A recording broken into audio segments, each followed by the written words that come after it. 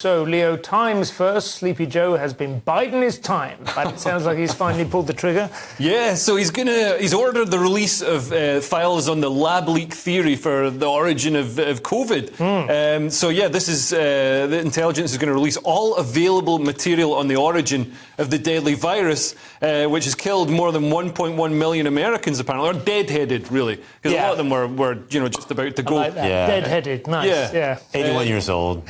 But he says this is what Biden said. He said we need to get to the bottom of COVID-19's origins, including potential links to the Wuhan Institute of Virology. Now, just a few weeks ago, we were being castigated. GBNews was being castigated for discussing this as a possible viable theory, and now, of course, it's come out. The FBI, various other intelligence agencies have said no. This is the most likely source of the virus. So it's interesting to be vindicated like that. Are you taking responsibility for it? That this is the origin of the information started here. Well, I don't know. It's interesting. This was a far-right conspiracy theory. It was exactly. I wonder what other far-right conspiracy theories are going to come true next week. I did also notice, even it's the Times, isn't it? It's reported it, although I expect it's elsewhere as well. But even the Times, they say the FBI think that it's with like limited certainty. They think it's a lab leak. Yeah. And then they go on to say, but other government agencies still think it's as if the FBI are isolated.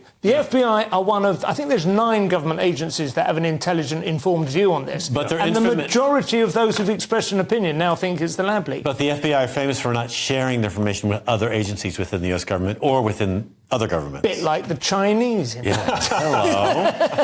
It started in a lab from a creature, right? Yeah. Oh, so it's like whatever.